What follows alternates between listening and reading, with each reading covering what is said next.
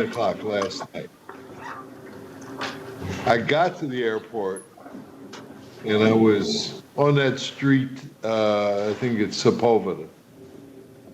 It took me an hour and 20 minutes to get into the airport and get, so I was not the only one because the traffic was so bad. People were jumping out of their cars. Now, this is out on Sepulveda Boulevard with their luggage running towards the airport. So you know me, I took out my cell phone, I videoed it, and I sent it to the director of the Department of the Airports, Deborah Flint. Okay. So, because with that much traffic backed up for that long, it's got to be an indirect source. I mean, if it's happening every day, all day, it's got to be an indirect source. I want to tell you what the director of the airport's text back to me was. If you think that's bad, wait till the heavy construction starts. Start construction. Oh, they have started it in the middle. No, not the heavy construction. Like, So we need, I think it's Susan that's been working with them. Is that true or false? Well, Zorik and Susan and Sarah and Phil, the whole team. We need to have a serious conversation with them as relates to you can't do that, or we'll send some monitors out there. Maybe before we have the conversation with them, we send some monitors out there and find out if it's really a problem. Because I remember, and this is before everybody who's sitting at that table, I think, maybe not Phil. Oh, not Joe for sure. Not Joe for sure. Yeah, right. But I remember when, maybe you can recall this, Joe, when we sent some monitors out and put them at the airport on 2 different occasions in that turnaround underneath of the concrete structure. And we're amazed at the readings we got at that time. So maybe we ought to check in at night and check and see if it really is a problem. Because I just can't imagine. On Century Boulevard, it was backed up over a mile. Century Boulevard. I mean, it was back to the airport. On Century Boulevard, it was backed up to Airport Boulevard. Because when I went out, I went down Century Boulevard. So that's got to be an enormous emission source. Anyway, back to what we're here for this morning. Let's get that update on the mobile storage measure for commercial airports. Background. Yes, good morning, Dr. Bird, board members. I will provide an update on the facility-based mobile source measures for commercial airports. Last month, we provided a briefing on this item, and this item will be presented to the board for approval next month. As a way of background, as you recall, the 2016 AQMD included several what we call facility-based mobile source measures for indirect sources that were intended essentially to provide additional reductions that could be quantified and could be applied toward the reductions that were assigned under ARB's further deployment of clean technologies measures, or so-called black box reductions. One of those facility-based measures was the one for commercial airports, which is the subject of this presentation. These facility-based measures covered not only airports, but also ports, warehouses, rail yards, as well as new developments and redevelopment projects. Following the adoption of the AQMP, there were a series of working group meetings with the stakeholders, and as a follow-up to that, recommendations were made by staff to the governing board And as an outcome of that, the board provided directions to staff for each of those 5 sectors. For the commercial airports, the direction was to pursue a voluntary MOU approach with the commercial airports because of the commitments that the airports were providing to work with us to develop their own air quality improvement plans and address the emissions from non-aircraft emission sources. So I'm happy to report that after almost a year and a half, we've been able to negotiate MOUs with each of the 5 commercial airports, LAX, John Wayne, Ontario, Burbank, and Long Beach airports. These MOUs are based on the individual air quality plans that each of the airports have developed for reducing emissions from non-aircraft emission sources. It's been a significant effort on the parts of airports to develop these plans in terms of developing inventory, forecasting the inventory, identifying strategies that they can feasibly implement over the next several years. And we've basically provided technical guidance in developing these plans, and through extensive negotiations with the airports, airlines, and other stakeholders, we've been able to develop these MOUs. And I want to mention that the MOUs only include specific measures from the air quality plans that we deemed were SIP creditable, that we would provide surplus emission reductions toward attainment of our standards in 2023 and 2031, which I'll talk more about. So under the MOUs, both parties have certain roles and responsibilities.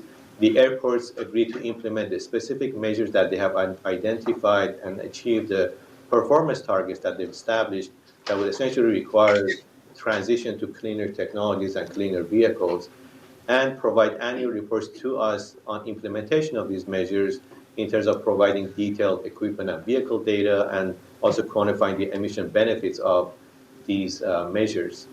In turn, we have been able to quantify the SIP creditable emission reductions for the measures that we deemed SIP creditable for 2023 and 2031. We are making federally enforceable commitment to achieve those reductions and provide the required reporting to EPA to demonstrate that the real reductions are being achieved. And we're also establishing metrics for tracking the implementation and a process in the event of any potential shortfall in the emission reductions, in the event that the actual reductions fall short of the projected emission reductions for these measures.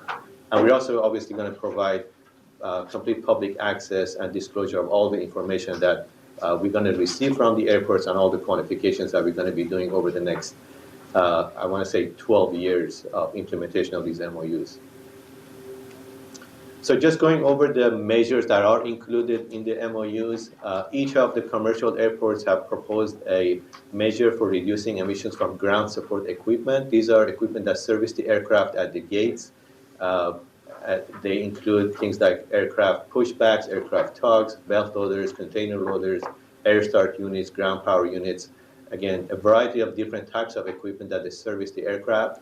And the emission rates that you see on this table are for NOx fleet average emission rates for all airports except LAX, which is a combined of NOx plus hydrocarbons because of their existing program. But the reason you see different levels of performance targets, essentially, is reflective of their existing fleet, the fuel types that they're operating, different equipment that they're operating, and different model years of equipment that they currently have in their airports. There are 3 measures for shuttle buses, for electrification of existing shuttle buses, and this slide shows the percent electrification that the 3 airports have proposed for their buses. LAX, 20% in 2023, 100% in 2031, John Wayne and Burbank, 50% in 2023, and 80 and 100% in 2031. And in addition, LAX has also proposed a measure to basically provide $500,000 in incentive funding to accelerate the purchase of zero and near zero emission vehicles that they already awarded, I think, the funding to 23 vehicles, so they're already in the implementation phase of this program. John Wayne also is proposing to install a fuel pipeline that would eliminate the routine commercial passenger fuel delivery trucks.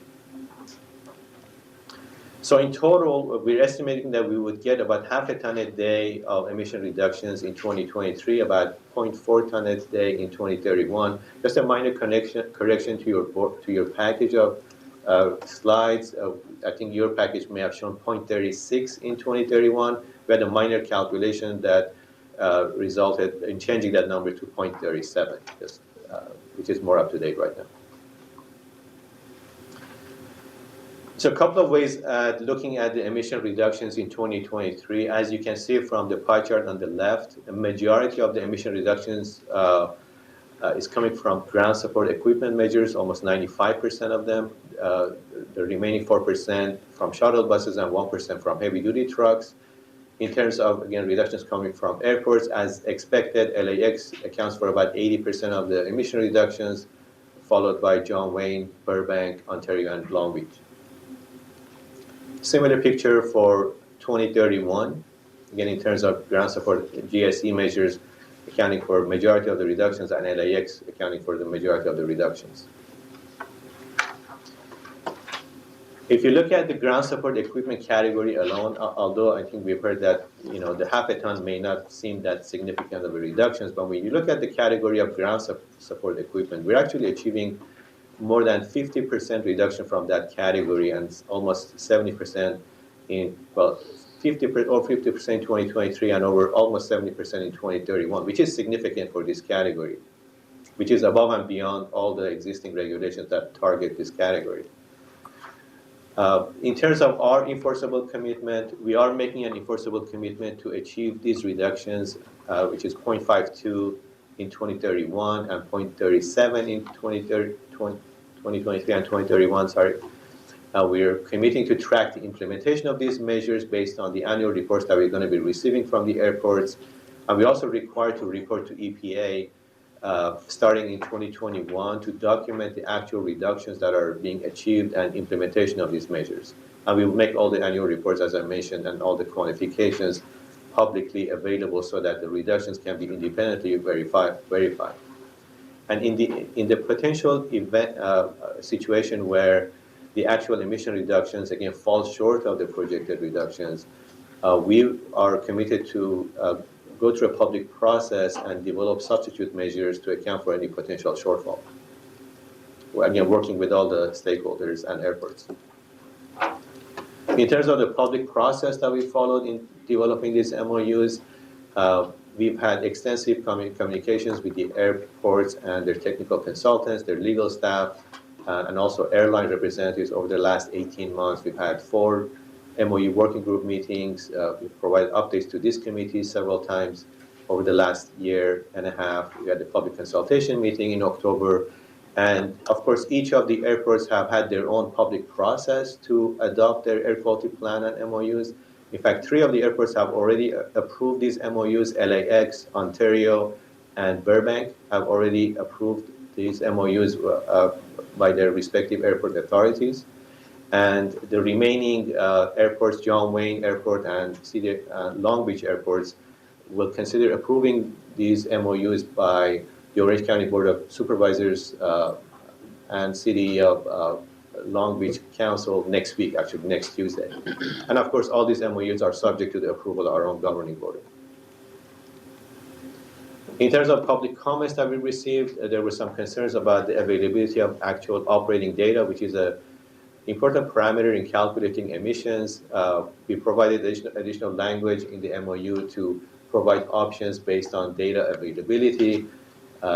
In the event that actual operating data is not available, obviously the best scenario is to keep track of operating data based on the hour meter readings or maintenance record. But if that data is not available because some of the equipment may be older, we are allowing the airports to use averages as long as they can document that, and also provide defaults that ARB is using if applicable and applicable to their operations. In terms of equipment that are being replaced, we're also adding some language in the MOU to require reporting of equipment that is being retired, sold, or relocated within the basin. We've heard from the airlines that it's really expensive for them to move, so primarily these equipment are retired when they reach their end of useful life. But again, we're asking them to provide reporting to us so we can keep track of what's going on with the older equipment. We also provided some clarifications in terms of how we've done our credit calculations, and we provided specific calculation formulas in our staff report like I said, anybody can go through the information that the airports are going to be providing to document and track the actual emissions that are being achieved. Comments about infrastructure needs for ground support equipment, which also acknowledge that is needed, and we're expecting the airports and airport tenants to work together to achieve these performance targets and also work together to provide the necessary infrastructure that would be needed, for example, for zero emission ground support equipment. Again, we heard comments that reductions are modest overall, but as I mentioned, they're significant for the ground support equipment. I also want to highlight that the aircraft, which is the largest source of emissions at any airport, is not part of the MOUs, which is obviously under the federal jurisdiction, and also cargo trucks, which are probably the second largest source of emissions at least LAX and Ontario. They are also not covered in the MOUs, except for two measures that John Wayne and LAX has offered. LAX has offered an incentive program, and John Wayne is eliminating some of their fuel delivery trucks. But other than that, cargo trucks are going to be addressed under our proposed ISR for warehouses. So all the cargo facilities within the airports will be addressed under that ISR. Also comments about the process of addressing the potential shortfall. We made sure that we clarified that any potential shortfalls will be determined based on the annual reports that the airports are providing. And we will obviously report back to the board if there is a case that these reductions are falling short, and development of any substitute measures will be through a public process that we will obviously pursue in the event of any potential shortfall. Realistically, we don't expect that shortfall because all the airports have really made a commitment to these targets. But again, this is in the event of any potential reduction shortfall. So our recommendation for December board meeting is to determine that this measure is exempt from CEQA, approve the MOUs with the 5 commercial airports, approve our enforceable commitments for achieving the reductions and the specific reporting requirements to EPA, and directing executive officer to submit our enforceable commitment to ARB for subsequent submittal to EPA for inclusion into the SIP. That concludes my presentation. Happy to address any questions you might have. You're on mute, Dr. Burke. Do I have any questions from my colleagues? I have a couple. I have, good. Go ahead, Judy, and then I'll follow up. You mentioned the target for the reductions is 0.52, and that's in 2023, and then 0.37 in 2031. So I assume that is a target. So between now and 2023, we're just working toward getting that ultimate target. Right. And we're to report to EPA beginning in 2021. So do you think you'll see emission reductions by 2021 that we're going to be reporting to them? Right. So starting in 2021, airports are required to report annually to us. So by June of 2021 and every year thereafter for the next 11 years, they're supposed to report annual reports of exact amount of reductions that they're achieving. By November of every year starting in 2021, we're supposed to report to EPA to demonstrate that we are making progress toward those reductions. So yes, there is a process to demonstrate to EPA that we are making step-by-step progress toward achieving those targets. And in fact, if EPA is not happy with our progress, they would come back and require us to develop substitute measures by November of 2022. So it's a very tight timeline, but it's based on the progress that we demonstrate to EPA. Now, the other thing you said was if we don't meet the targets and there's a shortfall by the airports, Right. then it falls on our shoulders. Right. So my question is, where are we going to go then? Where are we going to look for the emission reductions that will make up that shortfall? I think our commitment is, first of all, it's whether they're falling short of their target or not, right? They're committing to achieve their targets or not. If they are, there shouldn't be a shortfall. If they achieve their performance targets, we should not have a shortfall. So in the event that they do not meet their targets for a reasonable reason, I guess they need to demonstrate that to us. We could initiate a public process to look for substitute measures.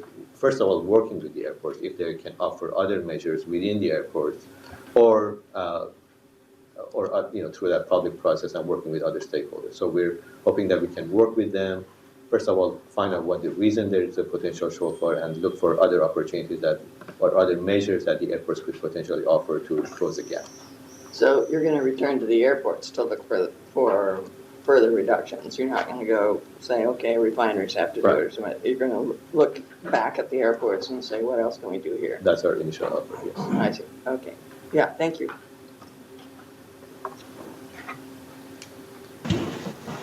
Yes, Larry? Just a question on, you mentioned the trucks and so on are being considered under risk. Are the airport tenants that are like at Ontario, UPS and FedEx, are they aware of that? Have you been yes. talking to them? Are they involved in the? It was actually at their request that at one point, they wanted to be part of the warehouse ISR versus part of the airport MOU. But they are involved in Yes. whatever we're doing there, specifically the ones at Ontario. Yes. Thank you. Okay, let me start off with a softball here. Back when I was flying, and I don't need bi-wing jokes, okay? But the most polluting thing on an airfield was the APU. In your list of equipment that you were noting, I never heard it mentioned. Do they still use those? I would assume they, unless it's. Oh, okay. The APUs, if you're referring to the small engines at the tail of the aircraft, those are part of the aircraft. So they do operate them in the event that they do not hook up to the grid. So in those situations, they still have to run the APU. And we don't have authority over the APU. And you're saying. They're not part of the ground support equipment. Well, an APU by nature is ground support equipment because that's why it's called an auxiliary power unit. Yeah, there are two types of, there's a ground power unit, you're right, that is on the ground and it can provide power. So that's part of the ground support equipment, yes. But the one on the aircraft is part of the federal jurisdiction. The one on the ground, are we regulating? That's part of the, part of Yes. the Yes. MOU. And how are they changing those? Well, to the extent that they can, again, we're not providing specific requirements for each type of equipment. So they are committing to achieve a fleet average of all the equipment that they can technically and cost effectively convert to cleaner equipment, either zero emission or the cleanest diesel that is available.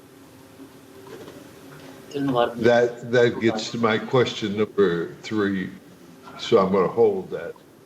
I really, when I listened to the presentation last month, I really was inclined to, we said that there were 80 million cars a year, that my recollection, 80 million cars a year that go around the loop there in the airport. And that the new program that they're instituting would take out 50% of that, 15%, which was 12 million cars.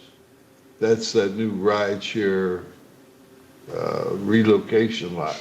So I thought that was fantastic.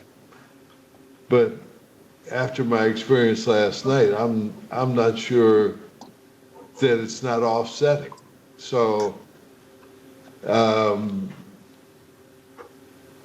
I'd like to get some information on, how you view that situation. Now, what concerns me the most, we're talking about an MOU here. I don't understand what authority we have if they fail to perform?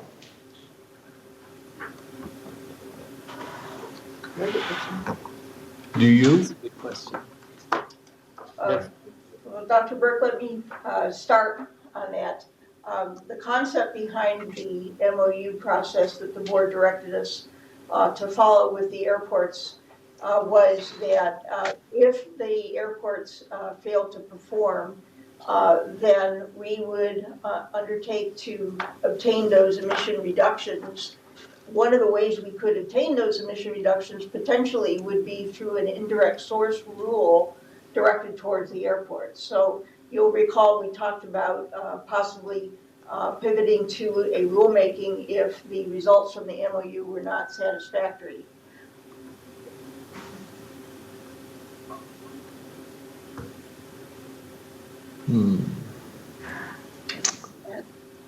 Yeah, that's correct. So how long does that whole process take? Well, we could change How the, long does it take to evaluate whether they're living up to their portion of the MOU, and then to add the Barbara's overlay of, then we'll prepare an indirect source rule? So the first report that they're required to provide to us will be by June of 2021 for the preceding year, to demonstrate to us what they've done over the previous year, how much reductions that they've achieved. So that would be our first milestone to see if they're making adequate progress toward the target. So by June 2021, we will know. but So probably then the whole process takes 3 to 5 years. we could move sooner than that, Dr. Burke. If the board isn't satisfied at the end of the first year with the progress, the board could direct us to initiate rulemaking. And No, I think the way you really have a carrot and stick is you initiate rulemaking while the first year is going on. So they know if they fail, what's coming. we can do that. Sure. Does that make sense to you? So the I'm concept, just, We could Yeah. definitely craft the rule. huh? so the concept is to craft the rule language, but don't necessarily adopt it until we see the results, and then once the You results are evaluate in, the first year's report. yeah, then So the that board they has the know. discretion. Because, I think everybody buys into the thing, well, it'll take them forever to do this. But if they know it's not going to take us forever to do this, there might be some more motivation to adhere to what they agree to. When is the LAX, you mentioned that the other airports were either approved or in the process of approving. When is the LAX MOU approved, and through what process? It was approved last week by the airport commission, right? But the airport commission doesn't have the authority to bind them. Does it go to the city council? I'm not a lawyer. Barbara's my favorite lawyer in the world. Might be the Second, city council. maybe second to Judy only. Dr. Burke, I don't know So, the answer but- to that right now. We'll check. Is it LA City Council? Oh, that's up Yeah, to whether it has to go to the council, I don't know. We'll check. Right. So when does it go to the city council? What is Yeah, it? I'm not sure. November? November 7th, she said. No, that was. No, that was the board. Yeah. So they approved it. City council already approved it. Oh, City council? City No, council. City no, the commission approved it. Yeah, we're talking about The this. commission approved it last week. we'll find out, You Dr. know Burke. I'm gonna check, check this. We're gonna find out and get back to you, Dr. Burke. So, okay. Uh,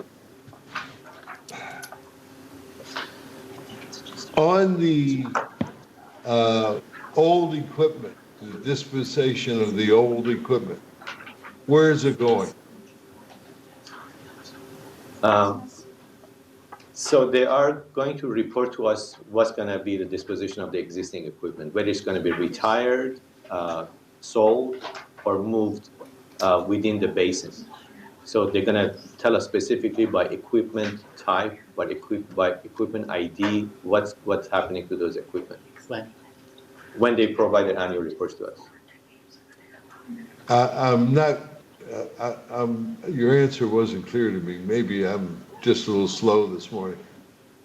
The equipment is either going to be sold, that means it could be sold to another small airport in the district?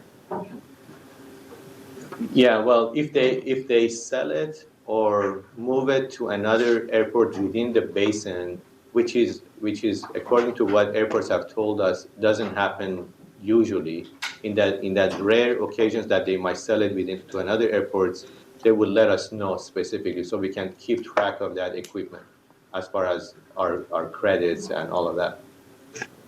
But what they've It would told us, as I mentioned, they are, for the most part, they are retiring their existing equipment or they're using. I heard you, I heard you. Yeah. But if we're really negotiating an MOU, it would seem to me that we don't want that, first of all, we don't want it anywhere in the world, but we definitely don't want it in the South Coast District. I don't want to keep track of it. I don't want, I'm not in the paper trail business, I'm in the air cleaning up business. So if I'm doing an MOU, do we really negotiate this thing, or do they just tell us what they're going to do? No, we went through extensive negotiations. I mean, we required them to do a lot of reporting, especially after we released the MOUs. There were comments from public, from an environmental organizations. So we did modify it. We think we strengthened it even more. We were asking for specific data that we didn't have in the original version of the MOU. So it's. I can't believe that you would suggest an MOU that would allow them to move equipment within the district. Well, they told us they I do don't- not. Well, Dr. Rick, they told us they do not do that. And to confirm that, we told them, then you need Well, to tell us in the if they event. told you they would not do that, do you know how many times I've done deals with guys who told me they're not going to do that? And 15 minutes later, I found out that they did it twice. And that's why we asked them to. So the easiest way to do that is, if you're not going to do it, agree not to do it, period. Don't tell me you're not going to do it. Agree to do it. Just my concept, okay? I would really like you to think about that. Okay. In the fueling process at LAX, is it now the fuel lines for the aircraft run underground? Or are they delivered by truck? That's my understanding, but we have a representative from LAX, if you want to comment on that. Wait a second. Yeah. Dr. Burke, do you want to hear Yes. from LAX directly? Absolutely, absolutely. Come on up. This is Carter Atkins. Yes, that's correct. From LAX. Carter?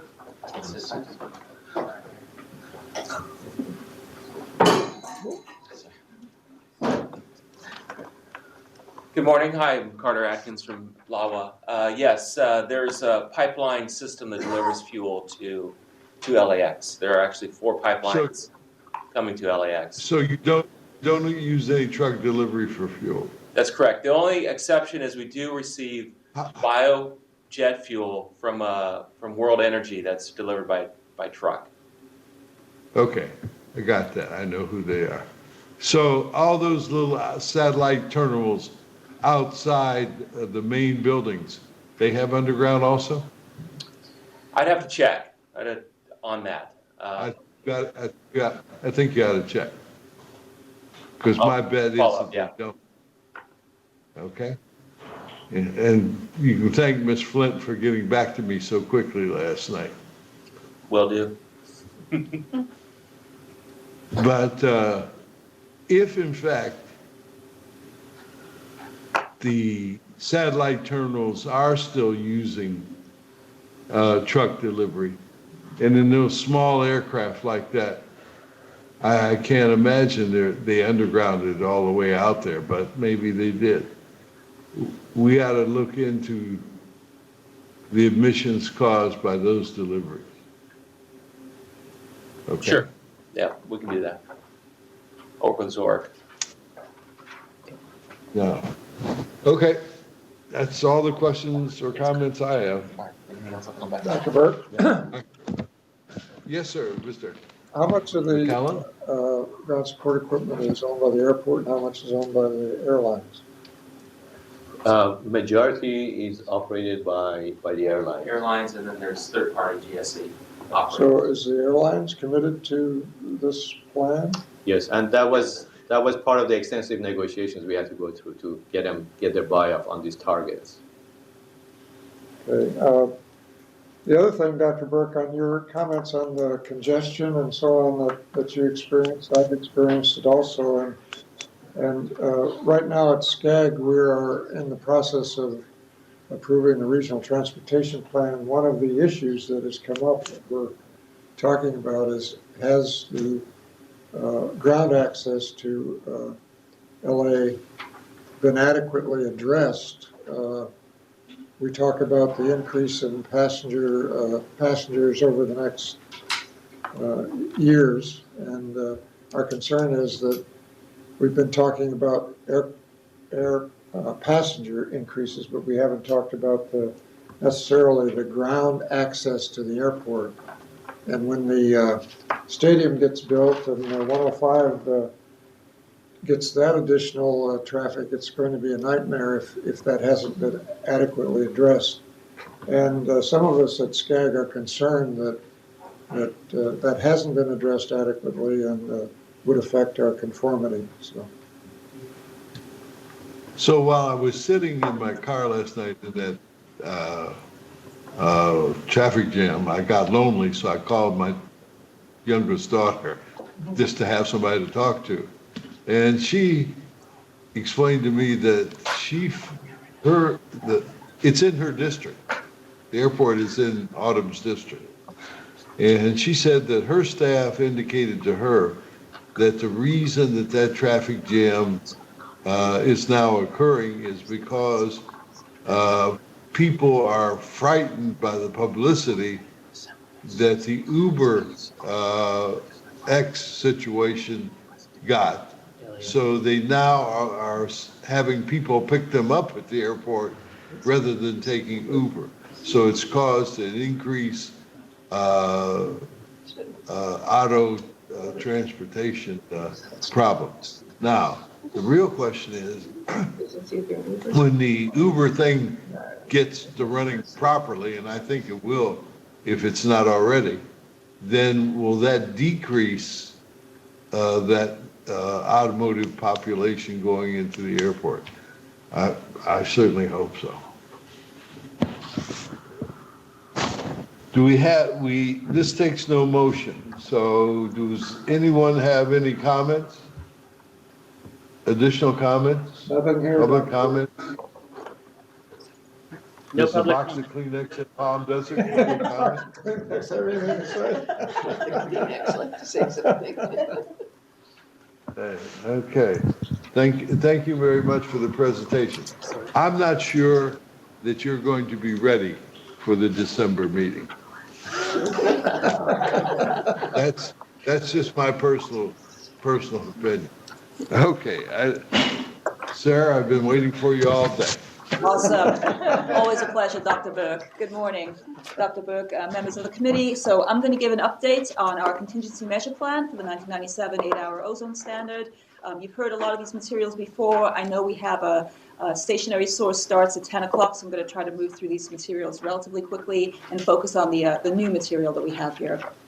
So just as a way of background, we are an extreme non-attainment area with the attainment date of June 2024 for the standard. In 2007 AQMP, that was when we had our initial submission of the SIP for the standard. In 2016 AQMP, we updated this That included both defined measures as well as these further deployment of cleaner technology measures, the black box measures. When you rely on black box measures, you have to come up with contingency measures 3 years prior to the plan provisions or before the attainment date. And so that's what we're working on right now. This draft measure has been prepared both by us and also by CARB. This gives you an idea of our progress over time since 1997. We've made a lot of progress in cutting emissions, over half, but from 1997 to 2012, and then another half down to our 2023 baseline, but we still have a bit to go. So our carrying capacity is 141 tons per day. Carrying capacity is just the amount of NOx that we can have in the atmosphere and meet the standard. And you can see that we have an additional 11% of reductions needed, or 128 tons. Just a kind of a breakdown again of what we said in our 2016 AQMP. Our 2023 baseline is 269 tons. Going down to our carrying capacity is 141 tons, and so we need 135 emission reduction measures. Of those, we had 27 tons per day of defined measures, but notably we were relying on a further deployment of cleaner technologies at 108 tons per day. So these Section 182E5, this black box as we call it, these are provisions are only allowed in extreme non-attainment areas. And the concept here is that in these areas, you're given about 20 years to be able to meet the standard. So that's a lot of time. Understanding that in that period of time, additional technologies could be developed, further advancements. And so the Clean Air Act allows extreme non-attainment areas to rely on this when they're developing their plans.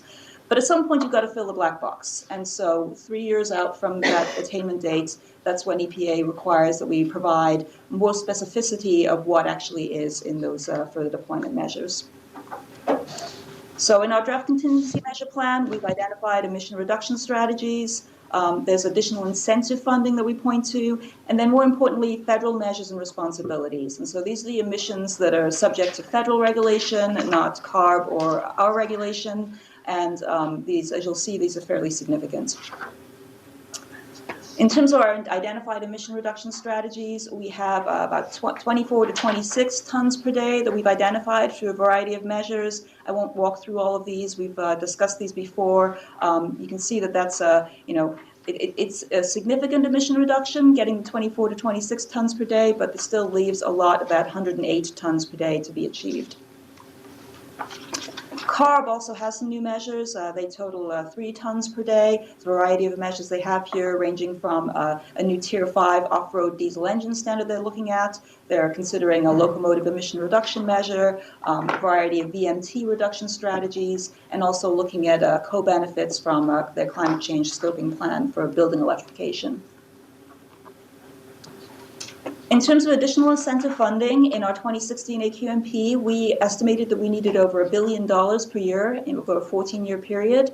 Our current effort, we're updating this information. For one thing, we're several years out from that 2016 AQMP, and so we're a little behind in terms of funding. Right now, our expected future funding is about $800 million over 4 years, again, coming from a variety of sources that I've discussed before.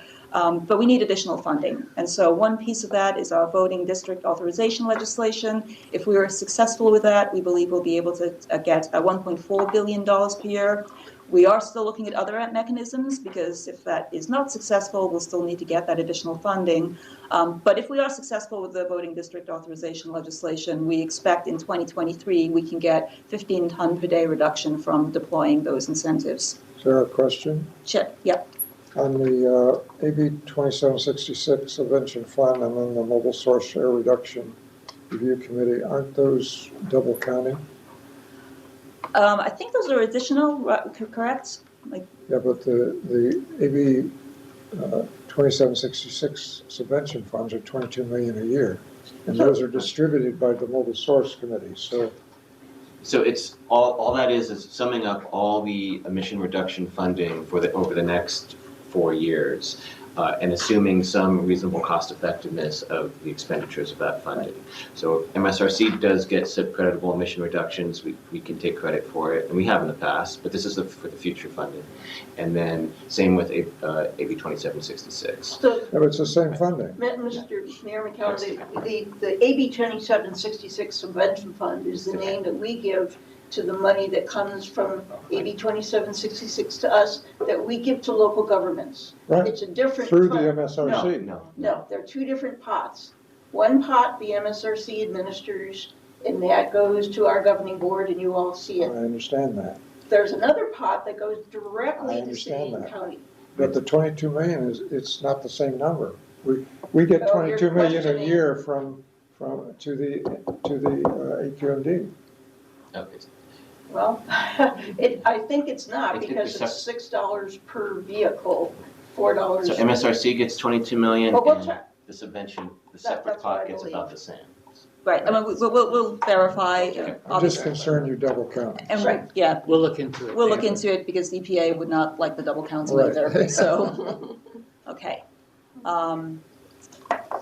So looking at emission trends for major sources, you can see that again, in the sources that we control, that CARB controls, there have been some great strides in making reductions over time. But I'll point out the bottom line, the red line, that's those federal sources. You can see that in comparison to the other sources, they've been largely flat, maybe even increasing a little bit over time. So these are the emissions from aircraft, from ocean-going vessels, and trains.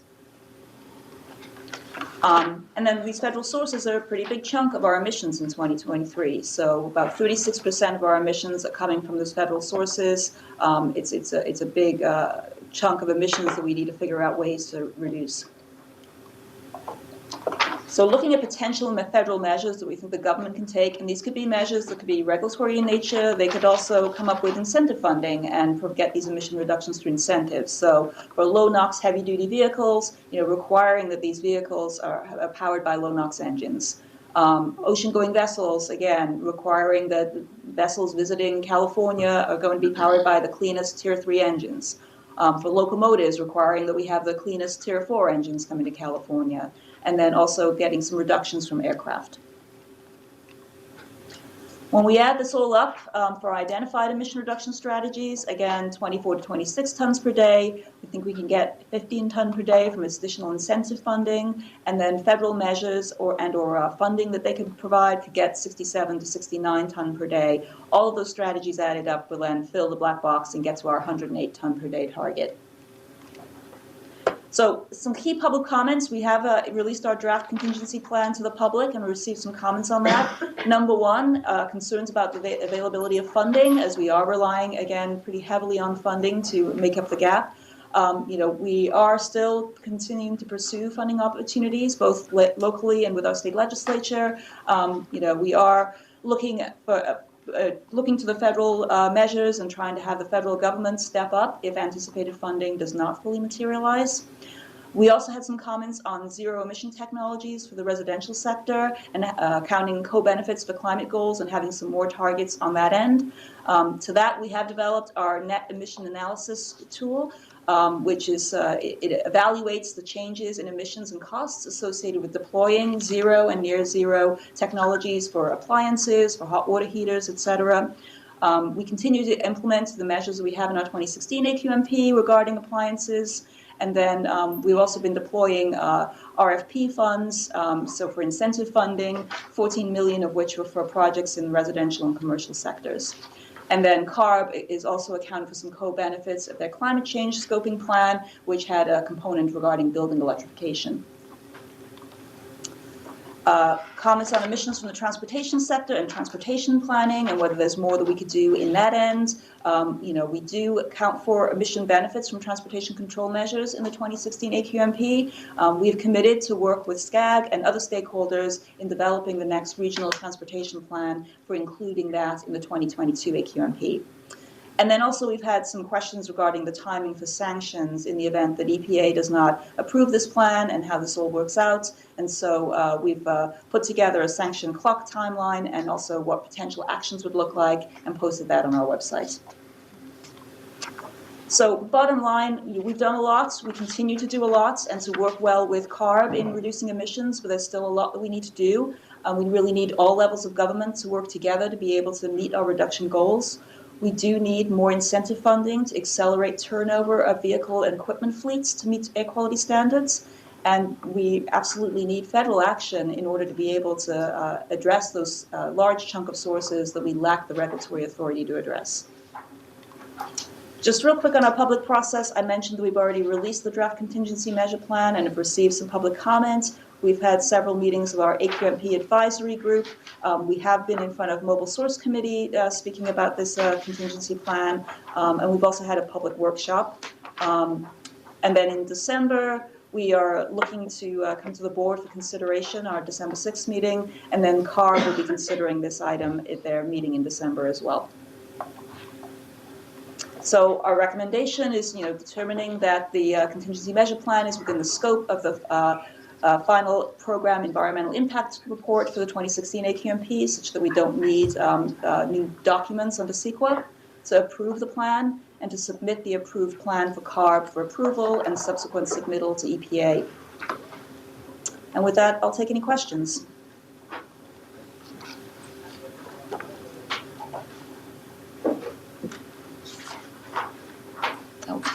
You're on mute, Dr. Berg. Mute. Oh, yeah, I'm sorry, Mr. McCallum, I didn't mean to shut you off my thing there. If I might, Dr. Berg, Sure. my understanding is that California is the only state that doesn't meet the annual core requirement. Is that true? 182E5. No, the old, 80 ppb standard. I think Houston is still non-attainment. The non-attainment, the think Houston- 0.084 measure. Yeah, Houston may still. I believe Houston, the greater Houston area does not attain either. So I'm just wondering if the feds have any real impetus, considering the current political climate, to do anything to help California out, since we're one of the, maybe the only state that doesn't meet the standard. If you can think of any, let us know. We don't think, we're of the mind that there aren't any reasons for the administration to help us. Other than the fact on the conformity issue, because that would affect other states. On the, as I mentioned before, on the sales tax measure, a lot of the cities are trying to max out their sales tax to the 10.5% in anticipation of AQMD doing something. I don't think there's going to be an appetite for it in the public, especially since one of the cities tried to raise in this last election, tried to raise it to 10.5 and it failed. It was voted down by the citizens. So I just don't think that's a viable alternative going forward in terms of funding. Also, as I've mentioned before, I'm really concerned that we may be overemphasizing NOx reductions as opposed to VOC, that we've got an imbalance there. I don't know if the staff is looking at that or not, but it appears to me that from what I've seen technically, we may be reducing NOx faster than we should be compared to VOC reductions. So I just suggest staff, if you're not doing it, look at that imbalance. We've actually been looking at it pretty intensively. I know Phil and Sarah, the Chinese officials that come in, say the exact same thing to us, and we're able to demonstrate the NOx modeling in terms of the impact and where we expect to see the ozone drop off. You may also have seen today in the LA Times, there was a recent article that talked about NOx reductions over the years. And I don't know, Phil, if you want to comment on that? Yeah, I just read the article, so I haven't seen the underlying scientific paper, but it seems to, I can get back to you, it seems to support the idea that we're NOx limited. But a lot of the confusion over NOx and VOC limited, I don't want to get too technical, whether NOx reductions are effective or VOC reductions are effective or both, is what researchers often do is they take a year in the past, right? They'll take a year, they have great emission inventory, and they'll model 2012 or 2013 or 2014. And if you do that there's certain areas of the basin, like if you're just doing LA County, you will find areas that VOC reductions are quite effective. But when you project into the future, which is what we have to do for our planning, 2023, 2031, and the emissions are very different in the future due to existing regulations, NOx becomes more and more effective, especially at our highest sites, the sites by which would judge whether we attain the standard. So yeah, you may get a site in LA County or somewhere else that VOC reductions are maybe as effective as NOx reductions. As you project forward, that becomes less the case. And if we're going to attain in Crestline or Redlands or San Bernardino or our sites that are the highest sites, and the highest sites projected in the future, there is no way to get to the future standards by VOC reductions without also getting massive NOx reductions. In fact, at that time, the VOC reductions become much less important than the NOx reductions, even if today you can get some benefit. So that's why we focus on NOx. I understand. I'm just suggesting there may be a little imbalance there. We'll continue to. You know, things are moving from Redlands to San Bernardino to, you know, it's moving west. So what's happening there?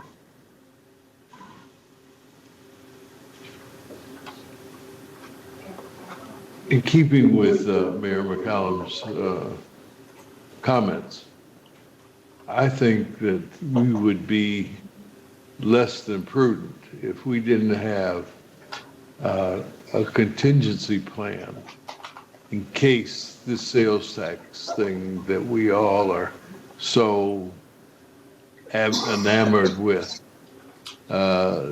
something should happen to that. And I know I only have 2 more years left, so I'll be out of here and I'll be watching from someplace afar. But it would seem to me that, you know, if I was running a business, I would not have my whole business plan based on something that I didn't have some control over. So I think Mayor McCallum's comments have merit. We will certainly consider those comments, and we are working on a strategy, and I would say we will hope to present that to you soon. Okay, great. Does that conclude item 2? Yes. Yes. So Phil, you really don't need to say anything about written reports, right? You're correct. Absolutely. I was just checking. You know, this is America. You know, you can sign your own death warrant. No comment, literally. Okay. Do we have any other business before Mobile Source? Public comment? Hearing none. Do we have any public comment there in CC8? No. None here. I don't see anything from the, Okay, Tissue we box. don't have any here at the Lux, and we don't have any in Palm Desert. So I'll adjourn this meeting until Friday, January 24th at 9 a.m.